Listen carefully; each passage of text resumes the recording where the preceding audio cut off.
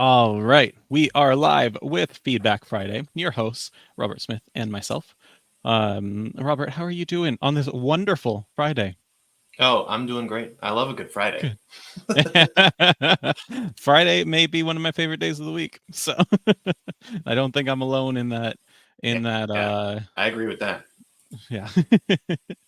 So, for anyone that's going to be joining us or anyone who is watching this afterwards, Feedback Friday is an opportunity for us to give a glimpse into the feedback process, which is quite frankly a very scary process for a lot of authors, especially the first time around when you're getting feedback. So that's mostly the point of this show, is to show you what feedback looks like and how it can improve your work once you get it. For our show, Robert will be tackling feedback from the perspective of a beta reader. I will be approaching it from a line editing perspective. And this time around, we had a yet to be titled piece from one of our premium dabblers, Mary. And I definitely got some romance vibes from this one. We got chapter 1 to review, and it was our main character. Things just aren't going her way in this first chapter, which is very much a setup. But I really hope that her character finds a new lease on life and potentially romance in the later chapters. But if it's not a romance novel, then then Mary might get mad at me. I don't know. Yeah, sorry if we're not marketing your book appropriately, Mary. But But if you want to write romance, then that's your sign. exactly. Okay, so I guess I'll give a quick overview or summary of the piece, and hello to Ilsa. Um, the piece, like I said, is chapter 1. It's the introduction to this book, and it introduces us to Ellie. Ellie's our main character, and we learn that she's just getting back from her sister's funeral. Very sad. Her world's rocked, and at the same day that she gets back, oh, her boyfriend Sebastian, who is also her boss, maybe, or somebody that she works with, someone with sway where she works at the magazine she writes for, um, fires her. Which, like, I was mad at him right from the beginning. So Yeah, I think that was intended. yeah, and so the chapter proceeds with our main character going through the stages of grief, or not the stages, but dealing with that grief, dealing with now a job loss, and then reaching out to a friend for some support. And towards the end, figures she's going to go on to this ranch spa that she was supposed to go to for work. It's reserved via her work, but she gets to pay for it because, that's morally or ethically right, I guess. Though after Sebastian's actions, just charge it to the card. Exactly. Anyway, as per Feedback Friday tradition, Robert, I will cede the floor to you now that we have this kind of set up, and let you explain from the beta reader perspective what worked, what didn't work, what could use improvement. You do you, my friend. Happy to. I don't know how to do anything else. So, yeah, I actually really liked this piece for a lot of reasons. I think it was very well written, and I did catch the hints of potential romance, um, just with how it was written, and if that is intended, just like a subtle nod that this is a romance story, then I think it's a really good way of kind of introducing that. At least for myself, I am not a. I will just right off the bat, I'll say I'm not an avid romance reader, Mm-hmm. and so for me, I kind of but I do love a good romance like plot in a story. Um, my wife and I watch plenty of K dramas that are romances, and so I consume romance in other forms. But I like kind of the slower setup, slower kind of easing us into the fact that this is a romance story. Um, and yeah, just in terms of beta reader feedback, the best way I've seen it structured is first with specifically what are the things that I really liked, and then where are the areas of improvement. But I'm going to try and my best to not be prescriptive with my feedback and just give my reader responses. like emotionally, how I responded to things. But yeah, I think the first thing that I really liked is that I actually really like how the first portion of this chapter went. As Doug said, we find out that she just got back from her sister's funeral, but it is never just expressly stated in the first couple of pages that that is what she has returned from.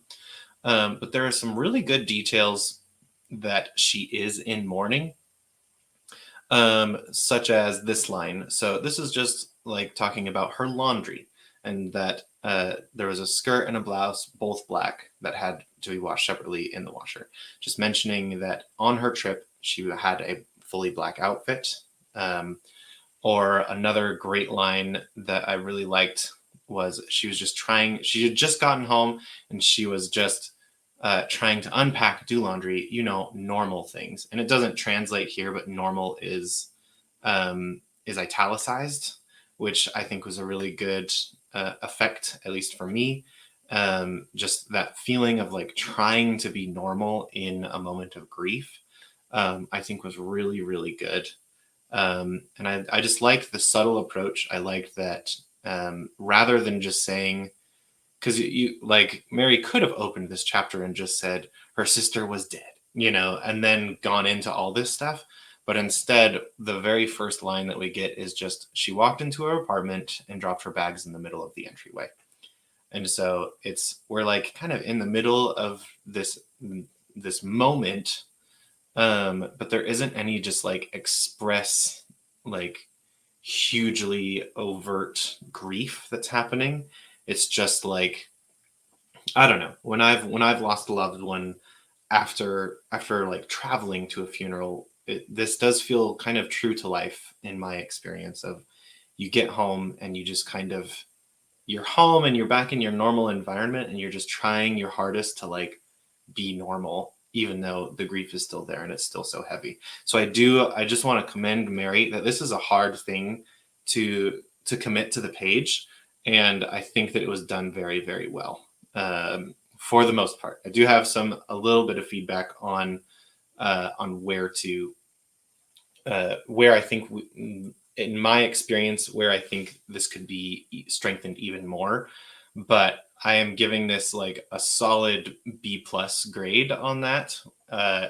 Since this seems kind of like it's maybe first or second draft, a B plus on like a scene handling grief, I think is extremely impressive. So I just want to like give Mary a round of applause for that, because I think it was really, really good. It was very, like I said, it just felt real to life. And sometimes I think we as writers are tempted, when our characters are feeling really deep emotions, to make that really, really overt.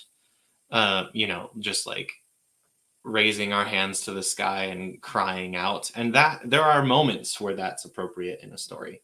But I think these quieter moments of just trying to be normal, I think is a really interesting depiction. But what are your thoughts on that, Doug? You agree on that front?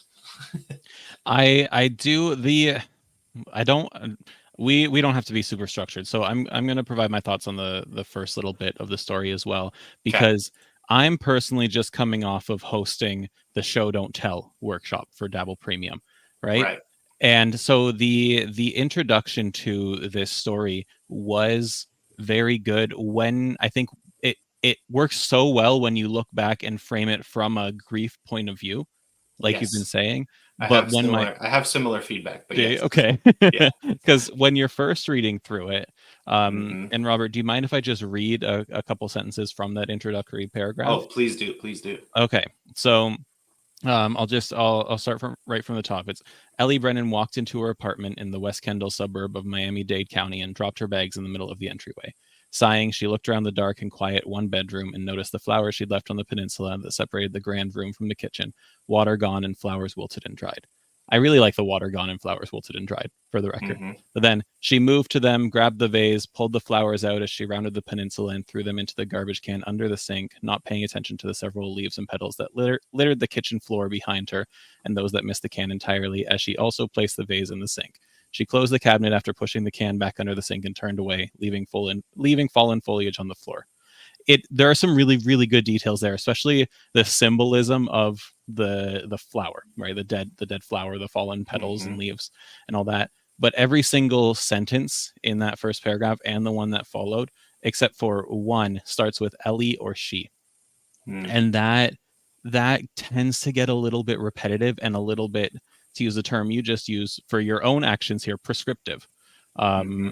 And we need a little bit more than that, especially considering this is the first page of the book. Mm-hmm. um, and I'll dive into that a little bit more, but it is, looking back at it after I read the whole thing and then revisiting it, I'm like, okay, I get it. I get she's in grief and this is step step step step, right? Like I understand that, but from Yeah. a reading perspective, there needs to be a little bit more showing and a little less telling. Yes. I agree with that. And I think that like the feedback, I think I'm going to also break structure here a little bit, and I'm going to go into the area of improvement for this portion, just because the beginning is so important, right? And um, the previous romance submission that we got was very spicy. And so, well, not extremely spicy, but it started a little spicy. And Yeah. so what I came, the like mentality that I came into this with was kind of expecting something more like that. And so because of that, I did not think that she was coming back from a funeral. Mm-hmm. I thought that she had like an affair with somebody, and it was like having an effect on her, and her boyfriend was coming over and she didn't seem to want him to come over. And so I was Mm-hmm. like, oh man, this is going to get dramatic. And then I found out that her sister had died, and I was like, ooh, okay, this is different than I had originally thought. And so I do think I agree with you that I wanted just more details in terms of like the feeling that she has is grief and loss. And I think that those are well done where they are poignant and powerful. Like you said, with the symbolism, I think is really good. With the just trying to be normal, just like the little hints, I think are good. But I do think having just being a little bit more explicit in showing what's happening, or yeah, I don't know, just adding details there that make it a little more clear what is happening. Yeah. So, And like you, similarly to you, I thought that we were opening up with a breakup. Those were mm-hmm, the vibes I was getting. And so in my mind, like I really liked that there was this reveal that she just came back from her sister's funeral. I thought that was really powerful. mm-hmm, But because I was reading it through the lens of a breakup, it didn't have the same impact. It only takes a few extra words. When your character is going through something so emotionally devastating, talk about how, like, picking up that vase to put it in the sink, how much the vase weighs, right? Or how mm-hmm, exhausting it is just to do laundry. It said how normal it is, but talk more about the impact on the character, because that's what the readers are going to attach themselves to, mm-hmm. right? And that's where we're going to get the most emotional impact. And then you come in with the big reveal. Like, imagine if I thought, oh, it was a really bad breakup, oh man, that I feel so sorry for her, I just got back from my sister's funeral, oh. Yeah, It would be an even bigger smack to the face. So yeah, yeah. yeah, exactly. So I think I think I definitely agree with you on sentence structure and sentence variation. I think there's definitely room for growth there, but I think that Mary has the right instincts for how to handle this, and I think that if Mary just leans a little bit further into that and just takes those instincts and adds those extra details, then I think it will be really powerful and really impactful. So I Yeah. think it'll hit harder, and it will be just a better way to enter the story. Um, yeah. Okay. So other things I like. There is a near the end of the chapter.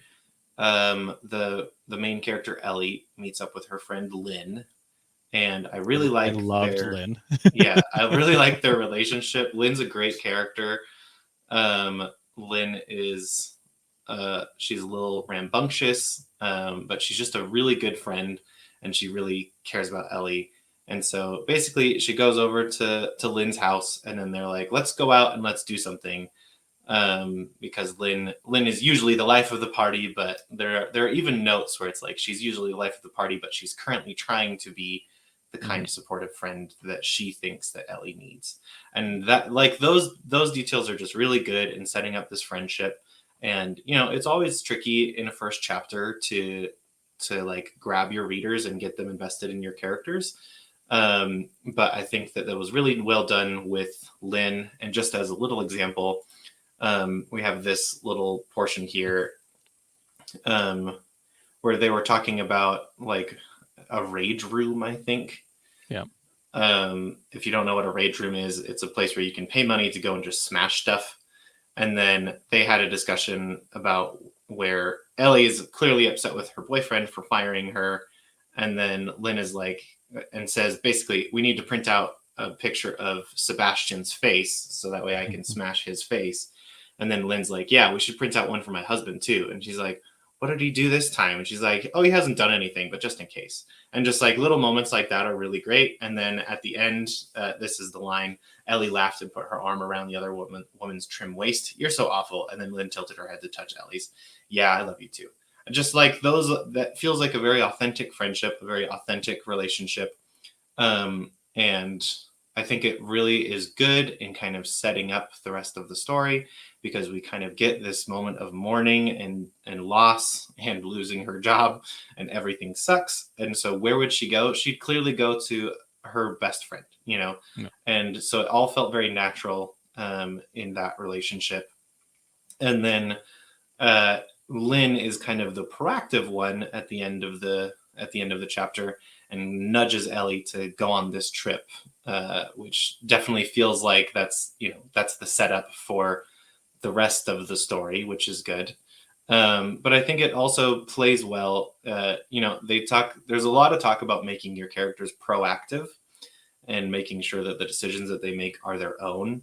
But I think in this case, I think it works to have Ellie just kind of be pushed by Lynn to do this thing, Mhm. because she's in a state of grief, and so she's probably not going to be very proactive. But Yeah. if Lynn picks up the phone and calls the hotel and makes sure that her reservation is confirmed, and different things like that. So yeah, I just think that Lynn's a great character, and I think she performs her role well as best friend, and as a little bit of story lubricant to make sure that Ellie goes on this trip, kind of thing. Yeah. Yeah. Um, yeah, the characters and the dialogue were my favorite parts of Mm-hmm. this chapter. I think they were both really well done, like both elements there. Not that the rest wasn't, of course, but Mm-hmm. those particularly Sean and Sean, however you want to pronounce it. They I like shined. it. They Uh, shine. They're shiny. yeah, they're shiny. What I would suggest though, because I'm so bent on this emotional impact side of it, Mm-hmm. um, I think especially when things start to get all bubbly and fun towards the end of the chapter, there's a really good part that I don't know if you're highlighting, but I've highlighted kind of in the middle of the chapter. But it drifted towards very happy and exciting, which is good. It's a romance book. We think it's not supposed to be super dreary. Mm-hmm. But I would challenge Mary to, and anyone else in a situation like this, rewrite just as practice the scene with Lynn and Ellie from Lynn's perspective and really give us insight into what Lynn is thinking when she looks at her friend, when she hears her friend speak, when she speaks to her friend. Like, really try and engage that, because we're getting a Mm-hmm. lot of stuff from inside Ellie's head, but a lot of it is also filtered through, okay, the plot needs to progress. And so if Mm-hmm. you really want to dig into an emotional side of it, look at it from a different perspective and see what you can mine out from an outsider, from Ellie's perspective. And I think you can mine a lot of gold from there. Yeah, I agree. Yeah, just leaning further in to polishing those interactions, and Mhm. yeah, I think there's really good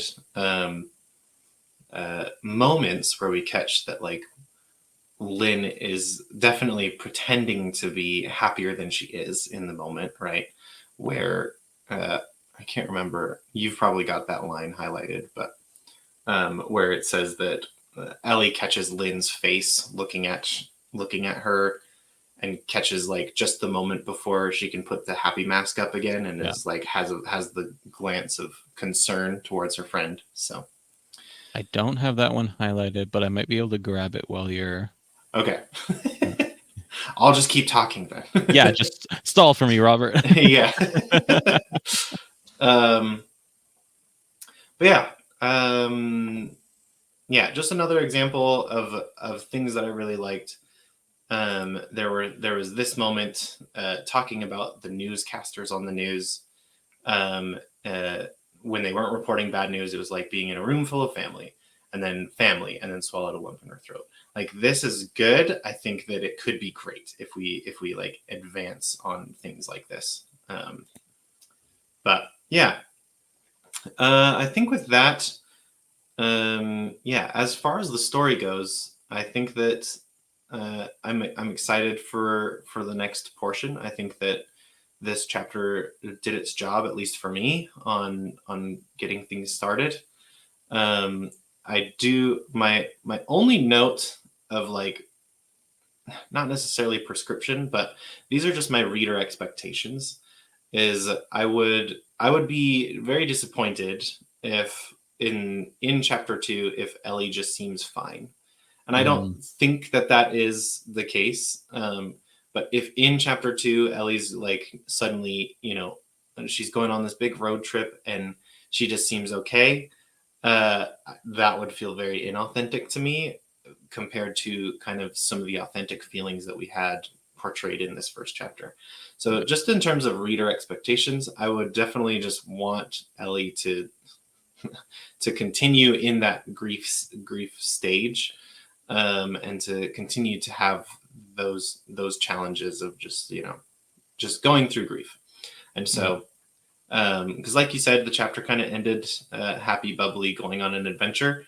But then, I just picture in the next scene, if or in the next chapter, if Ellie's alone in the car, then that's an easy place for grief to catch up with you again, because you don't have your sunshiny friend to kind of chase away the darkness as much. And so that is I'm edging towards prescription there, but just you know Mary can do whatever she wants with this story. But that's just my reader expectation, is I would expect that this grief will hopefully dissipate over the course of the book if this is a happy romance. Or if not, then hopefully it stays for the whole book. But but yeah, I just would expect it to continue to be a part of Ellie's character arc, if that makes sense. Well, you heard it here first, folks. Robert wants sad characters to just keep being sad the whole time. That's what I got from that. Exactly. Yep. If you're sad, just keep being sad. Okay. It's unrealistic for you to just be happy.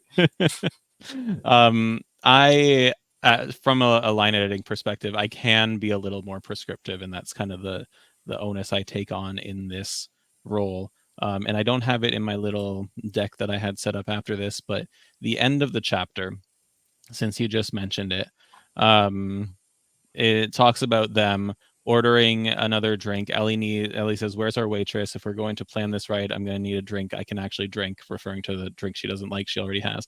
Lynn laughed. "I should have bet money that you wouldn't finish it." Ellie rolled her eyes. Finished chapter. And I made a comment in the feedback that I'm sending back to Mary, that I really would have preferred at the end there to have a little more introspection into what Ellie's feeling. Like, is she feeling that a little guilty that she's going on this trip, in light of her sister no longer being with her? Does she feel just exhausted? Like, is this too much? Like, it felt a little too much like a 180 for me. Um, and again, I want to reiterate, I'm not a romance reader. So I'm purely tackling this from like storytelling theory perspective. But I just want maybe it's because I write dark fantasy and horror. I want more grief. I want more. I want to see more of the impact on her, because one of my concerns was the same as yours, Robert. Is if if she is like this, she should be at the lowest point she's at until potentially a third act breakup kind of moment, right? Like, just got back. She should be a mess right now. And at times we do see that she's a mess, but I think we need to see more of that mess further into the story. Right? Yeah. The moral of this episode is if just be sad. Just be sad. Everyone just be sad. Speaking on the opposite Yeah. of being sad, just saying hey to TW. Glad to see you hanging out with us. And a new profile picture, if I'm not mistaken. So Ooh, um fresh coat of paint. all right. Shall I move on to my more specific line edits, or is there anything else you want to add, Robert? Yeah, just we've kind of tackled a couple of um, my areas of improvement, but one in particular is I would hmm I feel like the interaction with Sebastian felt it just didn't feel super authentic. Sebastian basically comes in and says, "Are you doing okay? I'm so sorry this happened. Also, you're fired." And like, or essentially, he says like, "You could be a freelancer instead of like a full time employee." And she's like, "So you're firing me?" And I just feel like there could have. I mean, at the end of the chapter, we get this hint that Ellie was not super happy in this relationship, anyways, and says it's time to cut it off and be done with Sebastian, which is totally fair. But I would have liked to also, like, maybe since Doug challenged to write from Lynn's perspective, I think it would have been interesting, or it could reveal just a more authentic interaction between Sebastian and Ellie to have Sebastian's perspective written. Because this is an extremely difficult conversation to have. And if he only came over just to tell her that she's fired, then it sounds like he's also done with this relationship. Like, if that's the case, then like I would want to know that. Or if he's like got pressure from like his superiors to like trim back and says something along the lines of, you know, we need her to move to freelancing, and he has to give her the bad news but doesn't really want to. But if he doesn't and she comes into the office, then he'll be in trouble or something. Like that feels like more of a human motivation than just like, hey, budget cuts, babe. You know, like that just isn't, it just feels like like the most like scumbag way of Mm-hmm. being a boyfriend and also a coworker slash supervisor is just like, hey, sorry, you know, but this way you get more time off so you can continue to mourn, you know, like that just, it didn't feel super authentic to me. And so I think that there's room for improvement with, I think you can still make him a scumbag and make him the worst, but I think you can make him the worst with some more understandable motivations, I guess, if that makes sense. Yeah. Because I don't know, maybe this is just me, but if somebody just got back from their sister's funeral, I would avoid at all costs mentioning any change to employment, even if Yeah. I were not romantically involved with them. Like, even if I was just their boss, I'd be like, I understand what you're saying, supervisors, but we're going to give her at least 2 weeks or a month before we like break this news on her. So, like, anyways, I understand that it's for the purposes of the story, but that's why I was like, this feels a little inauthentic unless he's got pressure from somebody else to make sure this conversation happens or something else along those lines. So, Yeah. What I do want to point out from that exchange too, just this line that I really liked that I also didn't include in my little deck. Um, she took a deep. This is just after she's like, "You're seriously firing me." She took a deep breath and drew herself up to her full height of 5'6", swallowing her emotions. When she turned back to him, her face was stone. That's a really good line. Like that. mm-hmm. That is like, it's not so literal, but it's not too poetic. It's a cool little balance. It's a little sassy.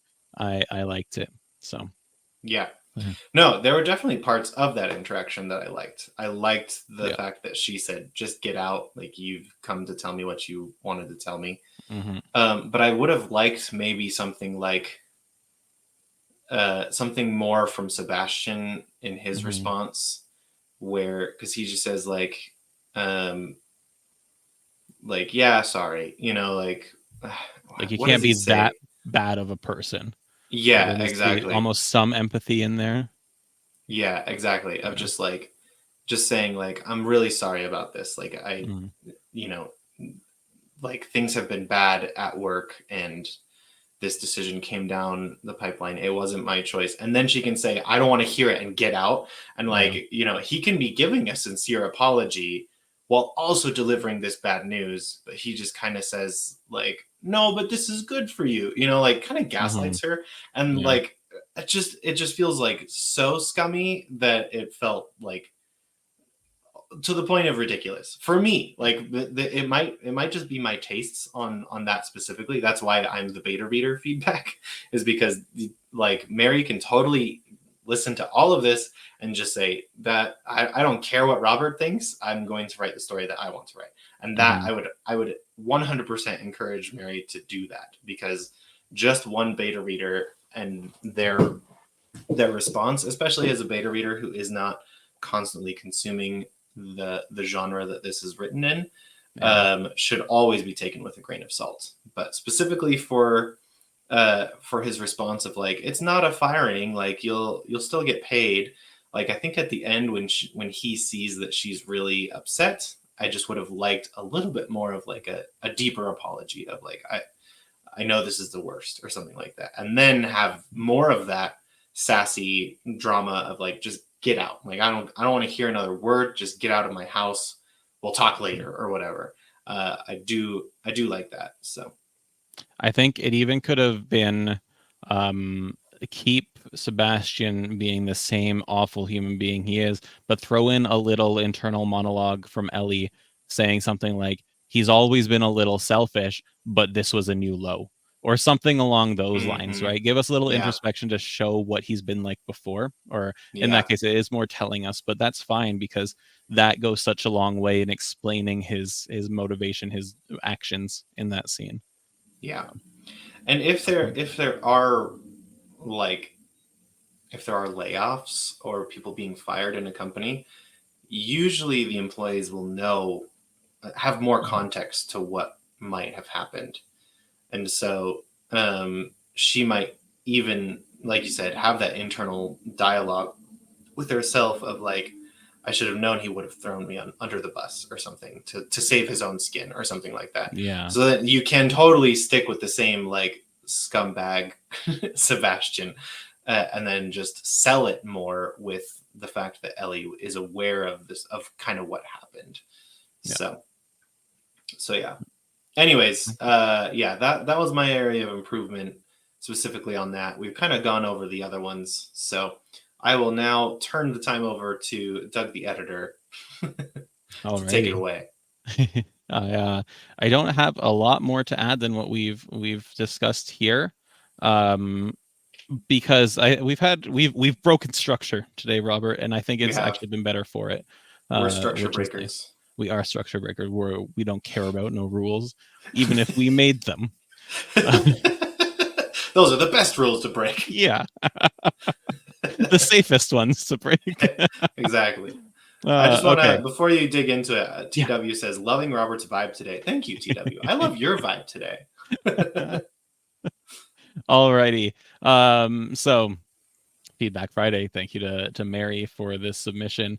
As always, I like to lead off with a little bit of this is what feedback actually looks like when you get a document back. You're going to have track changes, you're going to have comments. It's going to look intimidating. It's not, I promise. I mean, there will be a lot to go through when you get an entire book back. There will be tens of thousands, if not hundreds of thousands of changes to deal with. Um, Mm-hmm. but but yeah, this is what you're in for. One thing I want to highlight right off the bat, something that I really liked, is actually pulled from just before what you mentioned, Robert. And this is when she gets home, she sits down, she watches the news with blanket and pillows. And says the news in Miami was weather first always. Then headlines about a random shooting in some neighborhood where it happened far too often, a house fire that left a family homeless, a horse that somehow ended up on I-75 in Broward, whatever crap the politicians in Tallahassee and Washington were getting into. Then some feel good bits. An injured Florida panther recovered enough to be returned to the wild, a young philanthropist who used his allowance to buy socks for the homeless and went on to raise donations to buy more socks, then weather again and traffic, and finally, a sports report on the Dolphins, Heat, Panthers, or Marlins, depending on the time of year. She usually found some comfort watching the anchors on Channel 10 because they seemed like they really liked each other and reported with easy banter when they weren't reporting bad news. It was like being in a room full of family.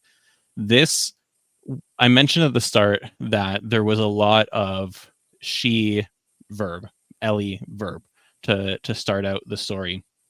And then this came along and absolutely just sucked me in. When you do too much telling, when it's too much, this person did this or she did this, it kind of keeps the readers at like arm's length, is how I refer to it. Keeps them back a little bit because they're just watching, they're just being told what's happened. This sucked me right in. I could absolutely relate to this because we all know what a news channel is like, but then you give me details specific to Miami. And I've been to Miami maybe twice in my life. I totally related. This was such a great paragraph. And I would just love to see more of this voice that Mary found here. Mm-hmm. One of the things that came up a lot and that I see in so much line editing that I do is that we all have these crutch words, including my own work, for the record. We all have these crutch words or actions that we kind of default to. And when you look back, you'll be like, oh, how did that slip through? How did I put shook her head 4 times in the span of, a couple paragraphs? And like, don't feel bad about it because we all do it. Mine is shrugged. My characters shrug a lot. So this is something that you will more likely catch in revision stages. So if this is a first or second draft, it's totally understandable that these are in here. What I would suggest someone going through and doing their own revisions, read your work out loud. Because when you're reading in your head, you're just going to skim through this. You're not going to notice all the head shaking. When you read it out loud and you're forced to say shook her head that many times close together, you're going to pick up on it, right? Mm-hmm. And make a list, like start making a list that's ongoing, not per project, but ongoing for your writing career, of words that you find that you use far too often. And then just do a Control F or Command F and search for those in your work. And that's an easy way to pull out these things because you're going to find a lot of them. Okay. Now, this one, another thing that I point out to a lot of writers, and I get pointed out to myself, is the importance of brevity, or conciseness, or concision. I went with brevity because conciseness sounds silly and concision sounds like it shouldn't be a word. But you want to... True. I've said before in a fireside chat with Hank that we're asking our readers to read 80,000, 100,000, 200,000 words. Right. And so we're almost striking a deal with them that, hey, this is going to be worth your time. And so we want to, when we can, kind of trim the excess words. And here it was late in the morning, so traffic on the 836 wasn't as bad as it would have been a couple hours earlier, greatly reducing the time it took to get to her destination. Revise. I just cut that last part. So it was late in the morning, so traffic on the 836 wasn't as bad as it would have been a couple hours earlier. You can trust your readers to infer that traffic not being as bad means that the character can get to where they want to be faster, right? Mm-hmm. And it also helps because things like greatly reducing the time, it doesn't really flow well. Greatly isn't a very strong word. So just omitting it altogether, you get the same impact and you save your reader a couple seconds of their life. Then this is, I read this at the very beginning, where you can see here, it starts with Ellie and then sighing. She looked around, she moved, she closed, and then the paragraph after was a lot of the same, which isn't bad. Like I wanna say that this is not a poorly written paragraph. And in fact, some people will probably like this paragraph, but there are ways that if you kind of take a couple minutes to revise it, you can really make it more engaging. You can really grab your readers and pull them in. So feedback kind of looks like that. And what I ended up doing was changing, I can't highlight for people, but in the middle here, instead of saying she moved to them, grabbed the vase, pulled the flowers, the flowers she left on the peninsula that separated the grand room and the kitchen had wilted and dried, their roots begging for water in the empty vase. She grabbed the vase, pulled the flowers out as she rounded the peninsula, and threw them into the garbage can under the sink, irreverent to several leaves and petals that littered the kitchen floor behind her and those that missed the can entirely. Um, and then apparently I just mistyped then as in here, but we all make mistakes. But Exactly. just a little, get rid of some of that repetition and focus on details that are more symbolic or engaging. Because it is, though Ellie is going through and doing all of these things, we don't always need to explicitly say that she's grabbing the vase. If you tell the reader that she dumped the flowers into the garbage can, they can infer that she did that movement. For Mary specifically, because we'll send her the link to this recording as well. Let me go back here. She moved to them, kind of in the middle here on the right. Moved was another one of the words that kept coming up, and I see that a lot in other authors' work as well, because you're trying to avoid saying walked, and maybe it's not the case that they're just walking, but like just be careful because moved is one of those words that could use some strengthening if you're going to include it. TW asking, is it a case of removing the word she here? It's not just removing she, but it's figuring out first a different way to start the sentence because that adds variety. When you have 4 to 10 sentences in a row, all starting with she or one word and then she, it gets a little repetitive. But it also allows us to visualize the space more. If we describe what the flowers are rather than Ellie looking at them, then it becomes a little more vivid for the reader and it becomes a little more engaging. Mm-hmm. And I think what I said, no, maybe it was a suggestion that I put somewhere else, but things like sighing, she looked around the dark and quiet one bedroom. You can just say the one bedroom was dark. And, you know, in this case, if she's feeling this, not guilt, what's the word I'm looking for? Grief. Thank you. If she's feeling this grief, then you can say that the quiet is deafening, right? The one bedroom was deafeningly quiet. That might border on a little too cliche for some people. I don't mind it, but you know, work with that rather than just she looked around and the room was this. Great question.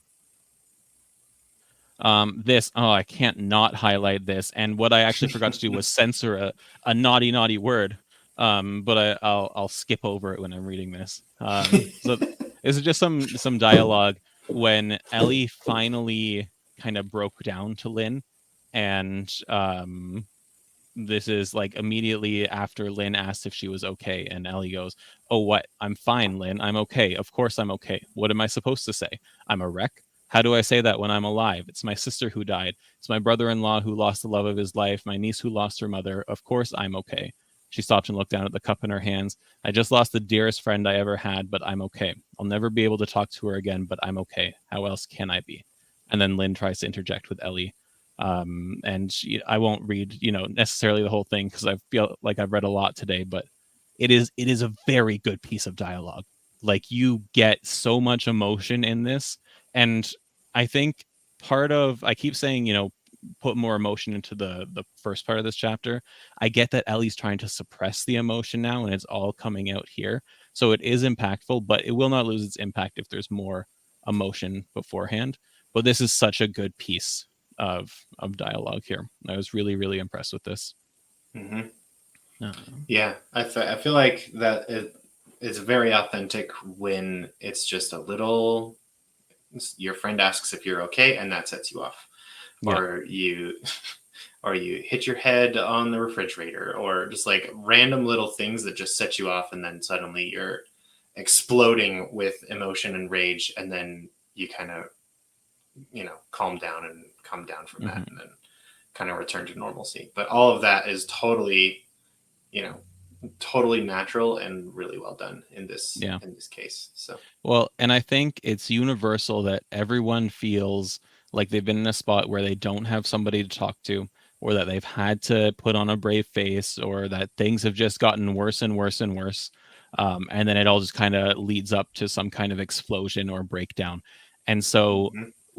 when I was asking for that emotion earlier in the chapter, it's because that commonality, that shared experience that readers will have with Ellie, is what lets them sink their teeth into your book, right? They now Mhm. understand her so well that they can't help but feel bad for her, or tear up for her, or get excited for her when she chooses to go to the ranch.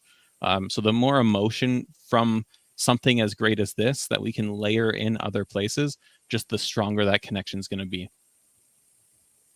So yeah, so that's really the points I wanted to highlight, other than what we chatted about before, when we broke structure. But overall, dialogue and characters are well done. I already hate Sebastian and love Lynn. Some very engaging pieces, but again, focus on showing rather than telling when possible. Dial in on Ellie's emotion. She just lost her sister, but we feel too detached from her character because of the telling. This is especially important for an opening chapter. That's the other thing. This is the first chapter in a book. It needs to be better than all the other chapters, pretty much. Like, this is, people are taking a chance on you. People want to get hooked into your story. And so even though you know that Ellie is feeling all of this grief and you're building, building, building to it, if they can't connect in those first couple pages, a lot of people will put the book down then. Right. So Mhm. we really need to nail this opening. And then this other thing that I mentioned already: identify and replace weak words with strong verbs, nouns, and powerful adjectives. And this might be a revision fix. A lot of the times when I'm doing my first draft, I'm not worried about picking the perfect word, and I'll have weak adverbs and like kind of milk toast nouns in there. But then in the revision, I will go back and fix it up, and that's what I encourage most people to do, I'd say. So overall, a huge thank you to Mary. It's funny, when we do these feedback Fridays, we get such a variety of things. And I've said Mhm. before, I like my dark stuff. I like fantasy. I like horror. I like urban fantasy. This is the second romance we've done, and I've thoroughly enjoyed them both. Um, Yes. very, very different from what, what I normally do, but a ton of fun. Um, so, with all that said, there are a couple things that I want to just highlight that's coming next week. Here from us fine folks at Dabble. Well, mostly from Hank, actually. But next week we have Rick Partlow talking about the state of genre publishing. That's going to be on August 6th, and I believe that's at 2 p.m. Eastern, so our standard podcast time. And then one that's going to be very exciting. I mean, Rick's always a good time, but Kevin Tumlinson is coming in on the 7th, which is, let me get, Wednesday at noon Eastern, so 2 hours before this event started, to talk about indie publishing, which is also, always very interesting and very exciting. And of course, we have Writing Sprint Wednesdays with Robert here on Wednesday at 2 p.m. Eastern time. It's a So good time. She should come. yeah, you should. I tragically will not be there this week or next week, so Truly tragic. you'll have to make up for it. Like, write twice the words to I will. pretend that I'm Yeah. there. Yeah. I'll write your book while you're gone. I don't know about that, but just kidding. If I had to trust somebody with it, Robert, you would be up there at least. I'll take up there. Yeah, yeah. I'll take that very vague delineation of like kind of trusted. Up there is about as high as I can get with letting people write my book. So Yeah, I don't blame you. and TW says Hope Hank is feeling better. He is. He has this very gravelly radio voice going on, but Yeah, he's feeling much better. So thank he you for might be a your concern smooth there. jazz podcaster Yeah. next week. So definitely tune in. It's worth it. Either way, it'll be worth it. But his voice might be down here. So All right. Well, thank you, Robert, for joining me, and thank you, everyone, for tuning in. Thank you if you're watching this afterwards. Hopefully, you learned something.